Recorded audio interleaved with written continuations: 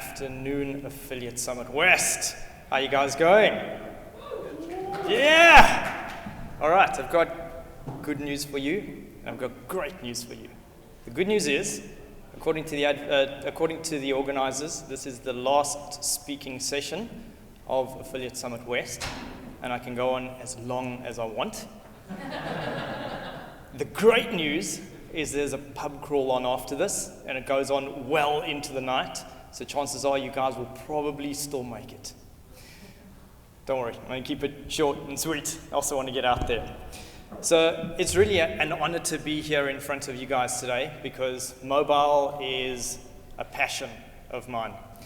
It's something that I've been involved with really since the beginning, before WAP, before smartphones, heck, before there were even ringtones. I started off life playing with a Motorola Mars bar brick and hacking into the firmware and figuring out that I could actually change the frequency of the ringtone by changing a few bits and bytes. And from there, it became one of the best things that I've ever entered into. I started developing ringtones, monophonic, polyphonic true tones. We did monochromatic wallpapers. We even did Java brew games. I don't know if any of you guys know, but that was one of the most exciting parts of mobile at the time. We provided content out to third parties. We provided out to major telcos across the world. We did some really revolutionary stuff. And we thought we had seen it all. We thought we had done it all, until there was something that Apple released called the iPhone. And that changed the entire course of the mobile industry. Just a bit of trivia. Who here remembers when the iPhone was first released? Yeah? 8.5 years ago. 26th of June 2007. It's amazing how far we've come in 8 years. Today, everything is about the cell phone. Everything is about mobile. And people are making hundreds of thousands, millions of dollars by playing in every single part of the ecosystem, whether it be developing stuff, or marketing stuff, or advertising stuff on mobile. And that's when I decided that we needed to do something a little bit different. And we needed to enter the space and help people make money. And Leadbolt is all about that. Leadbolt is all about how it could actually help people in the industry and ensure that they could understand where those niche areas were. So hopefully you're going to learn a lot from this talk, and I encourage you to ask questions as and when. Before we begin, I've worked out through my journeys that there are 3 different types of people in this world. There are those that make things happen. Yeah. There are those that watch things happen. And then there are those that wonder what the heck just happened. Okay, hopefully you guys are in the top 2, and if you're just waiting for things to happen, hopefully I can shift you up to the making things happen. And it's actually pretty easy. So I get a sense of where to start. How many of you have run online campaigns before? Okay, great, at the right conference. How many of you have run mobile campaigns before? Wow, that's a good percentage. And how many of you are in the wrong room? Cool. Okay, so we've got quite a bit of ground to cover, so let's kick it off. I want to start off at the beginning for those who haven't been in mobile before, and I'm going to try and make it pretty quick because I see that a lot of you have experience to this. Don't worry, for the veterans out there, hold tight, it's going to be well worth it. How many people are there in the world? 7 billion people in the world. How many of those have a mobile internet connection? 6.8 billion, right? That's unbelievable. How many do you think only have a computer internet connection? According to Mary Meeker, it's a paltry 2.8 billion. 2.8 compared to 6.8. And some guys are only marketing online. That's unbelievable. So let's take a quick look at the graph over here. As you'll see, the total time spent on internet is the same as the total time in terms of global traffic. 24% for both internet and mobile. The only difference is the amount of money that's being made is way under-indexed on mobile compared to the internet. And that's to the tune of $25 billion. So if you're not on mobile, you've got to get on mobile, you've got to start marketing now. So you may be forgiven for thinking that because online marketing and mobile marketing operate in part over the same medium, i.e. the good old internet, they're the same. But they are not. Sure, they got similarities, but it would be like comparing, I don't know, a horse to a camel. Okay, they both look the same, they both got 4 legs, and they operate on the same medium themselves, that's the ground, but they're very different, and the riders of each expect them to be. Online marketing could be compared to that horse, because it's got a much smoother ride, very few bumps, and it's pretty mature. There's a lot of uniformity in resolutions, in languages, browsers, and so on, and it gives a nice, consistent experience. Mobile, on the other hand, is that camel, right? It's got a multitude of humps and lumps, and it's unrefined and immature. There's a lot that needs to be considered, all the way from the myriad of devices through to the support and fragmentation of screen resolutions. Open Signals did a trend analysis, and they tried to understand how many unique mobile types of devices there are, and they found that there are 18,796. That's a shed load of freaking different devices you've got to contend with. Add to that 127 OSs. That includes point releases. And you guys have a pretty tricky ride. The good news is, with recognition and acceptance, and by applying the mobile mindset, you're well on your way to success. So, lesson 1 is, in order to be successful with mobile campaigns, you have to have the mobile mindset. Now, a lot of people come to me and they say, that's bull. I don't need to worry about this mobile mindset story, and why the hell are you telling me this on step 1? Let's get to the meat of it. You will see why this is so critical later on. The mobile mindset is one of the most important things you can have when you're marketing on mobile. Who here agrees experience counts? Yeah, experience definitely counts. And mobile users demand a mobile experience, not an online experience, a mobile experience. So obviously, we need to delve deeper into what kind of experience they're looking for. So the best place to actually start when you're marketing on mobile is not with your ads. Don't worry about those yet. Worry about your mobile offering, or your app, or the actual site that's mobile related. We don't got a ton of time, but I'm going to try and kick through it. So let's talk with the mobile experience, right? You've got to think like a mobile user. They're looking for a simple, native experience. Don't clutter things with too many things on one screen, too many hyperlinks in a concentrated space, or CTAs that actually confound each other, okay? Make sure that you remove the disruptions, and obviously you worry about how they are able to interact with you. And on a mobile screen, it's pretty damn small. Even those big tablets that you have don't compare to the 32-inch screens that a lot of people are using, right? So make sure that you go for the less is more approach, and you give them a nice, consistent, smooth experience. Make sure you've got that mobile mindset front and center. Here's a quick example I found that demonstrates the difference between website and a mobile site from the ever-popular dating category. On the website, you'll notice it's beautiful. Not because of the woman, but because of the way that it's laid out. There are 7 form fields on the mobile side, on the website. On the mobile side, you'll see it's nice and simple. There are only 3 form fields, and those 3 form fields convert like crazy. In many instances, actually revolutionized their business by going for the less is more approach. After you've done that, it's time to rate your experience. Put yourselves in the shoes of the potential customer and take the time to download your app or view your offering on a myriad of devices.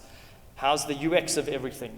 This includes the content to all embedded ads or widgets. A lot of people tend to forget that they see things in test mode and they don't worry about the additional widgets or components that they put in that only become live when they turn on the switch. Those are super critical to your experience, and you need to view them in production. There are tons of great tools out there that can help you assess this cross-device functionality. including Keynote, Xamarin, Test Cloud, Perfecto Mobile, and Loop 11. Don't worry about writing them down. If you ping me after the show, I'll give you guys a list of everything that we're talking about. After you've satisfied yourself that it's working, it's time to brave it and ask others how their experience is. There are tools that go beyond that QA lab with professional real testers. If you don't have friends, you don't have family who actually want to test it, go for the professional approach. You can find a lot of places online that will offer anything from actually going through that experience all the way through to answering surveys. And the interesting thing is you'll actually be able to even film the expressions of your users while they're interacting with your app or your website or your offer. There are tools like Userlytics, Applause, Appsy, and UserZoom. Testing enables you to build up that credibility and trust as you ensure that your mobile offering is ready for the big time. Okay, so with the mobile offering taken care of, it's time to concentrate on the creative for your mobile campaign. This is where everyone wants to start, but you've got to make sure that your funnel is full from the front. Now we're going to do the ads, right? So it's pretty damn simple because you've all done online marketing before. So all you do is you shrink down the ads that you're using from your online campaigns and you say, awesome, I'm now on mobile, right?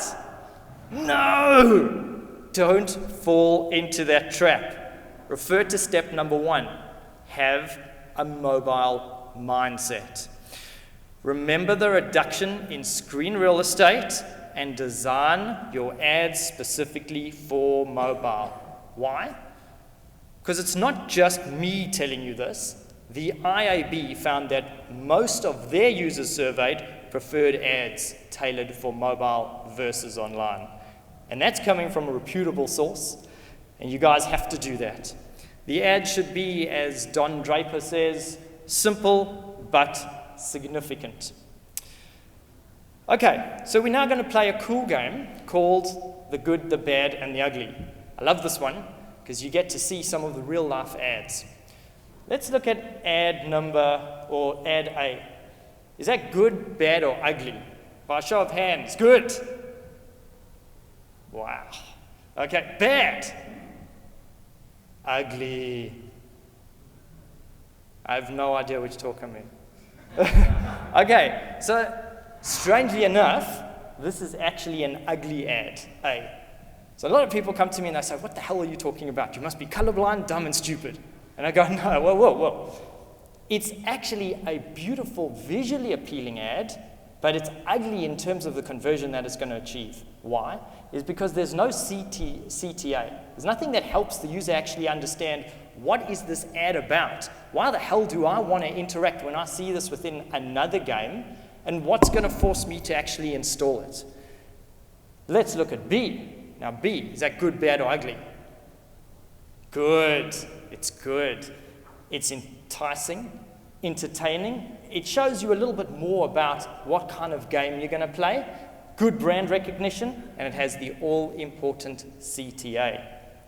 Now let's look at C, good, bad, or ugly. No, it's bad. It's bad.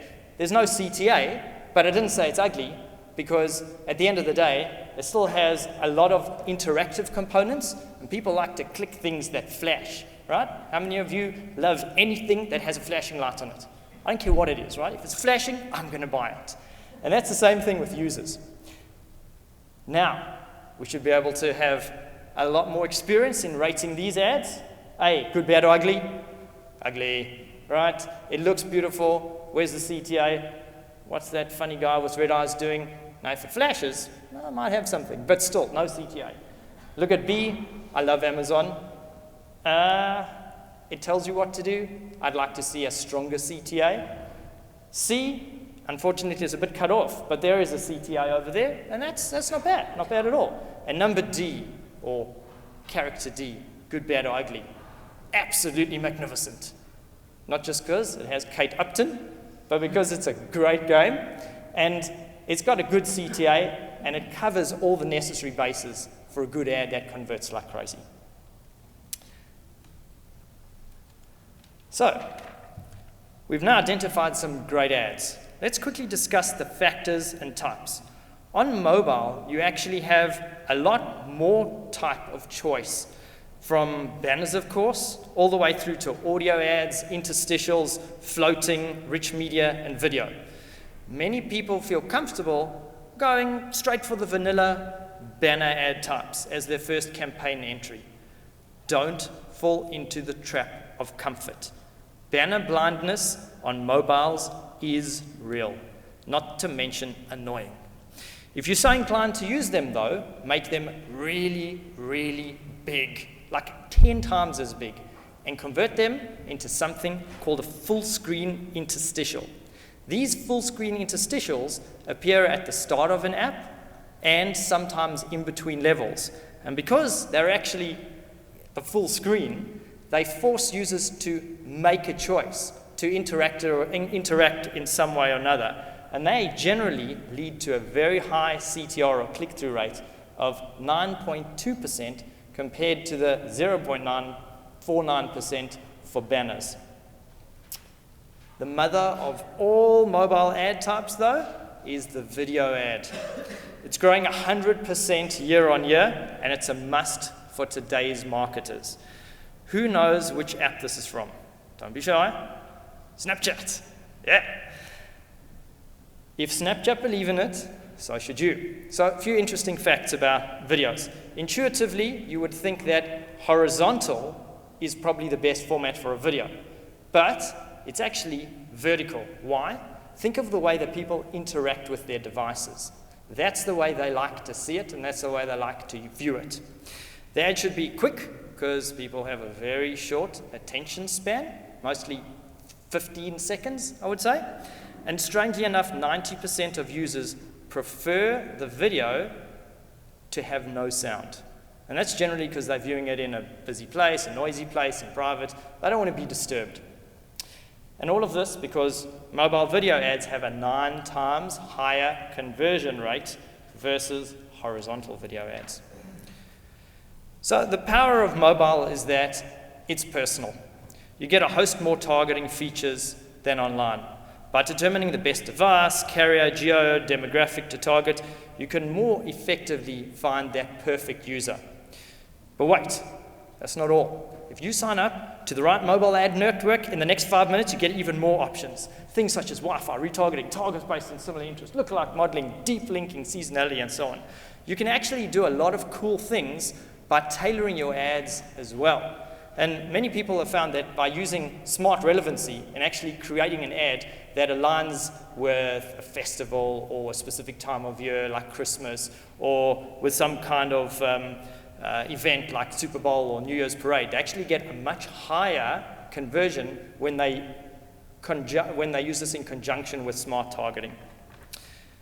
A final must for mobile campaign success is testing and tracking. As the saying goes, if you can't measure it, you can't manage it. Mobile advertising, like online, relies heavily on metrics, and be able to track and understand your user is of paramount importance. Track anything and everything. Try different things to see what converts the best, and try something that you use online, okay? By all means, there's nothing wrong with that. Just make sure that you're using it in the mobile sense of the word.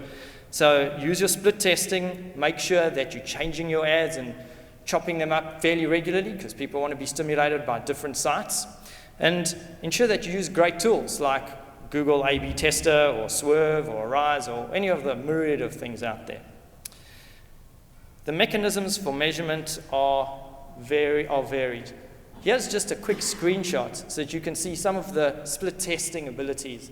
And this is from a tool that allows you to see what kind of weighting you want against your creative, and then the amount of users, views, conversion rates, and so on. And you can very quickly determine which is working, and then pump in a whole new set to compare the old versus the new. Measurement is slightly different to online.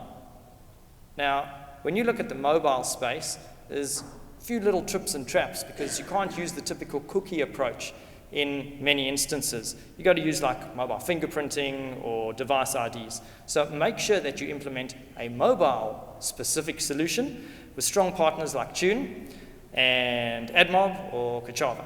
There's others out there as well, but those guys are actually doing a very, very good job out there in mobile. And remember, in mobile, it's not just about conversions, it's about install attribution, it's about engagement, and it's about LTV. And continually optimizing, so once you've found the right user, you can get them interacting, totally engaged, and coming back for more. Here's a dashboard that shows you how easy it is to track what's going on from the installs and from the traffic that you're getting from each partner. And then here's a retention report, and it again shows you how detailed the metrics have to be when you really want to make a success of your campaigns. You've got to understand the retention, because it's not just about getting that user through the door or getting him to install an app. Most people, if you're looking on, let's take an email submit. If you're online and you get an email submit, you go, fantastic, I got an email submit, I've got a conversion, all is good. Okay, so you email them once, twice, 3 times, 1,000 times. But you need to make sure that you're actually getting a return in the mobile space. And it's all about retention. It's all about getting them to come back and interact with your game. So you've got to make sure that they're not just installing the game, opening it once, seeing it, and then leaving. You've got to make sure that they're continually interacting. And these are where those retention reports come in. Very handy. There's also a ton more metrics on mobile that you need to be aware of. And eMarketer have a nice graph where they show you some of the metrics that we use to measure the effectiveness on mobile native advertising, according to marketers worldwide. It's everything from the CTR, that's very important. But there's also the engagement rate, the conversion rate, the cost per conversion, the number of interactions, brand lifts, and so on. So use everything at your disposal. The more scientific you become, the more successful your campaigns will ultimately be.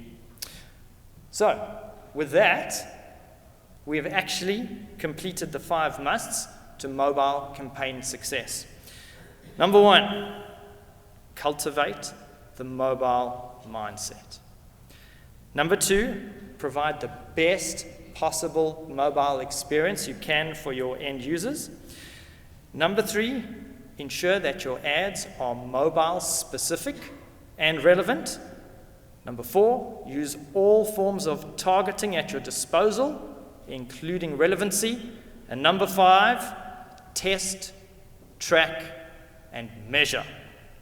So, as you can see, the humps aren't so high and the lumps aren't so lumpy. All you need to do is to follow the 5 musts of mobile campaign success, and you'll be riding faster than a horse riding a camel. And that is what I leave you with before the pub crawl. Are there any questions? Yes, sir. The reporting you have for the measurement tools, is that from Leadbolt or is that from different software? Different software. It's from some of the software that I've mentioned. One of them was from like HasOffers or Tune. Yeah. I'm sure some of you would have seen some of the dashboards. Any other questions? Yes. So we're advertising on the Google AdWords network, display, we do advertising within apps. So what am I getting by, everybody here at this exhibitor booth that are, selling all their traffic? What am I getting differently by being on the Google AdWords network versus working with them or working with you?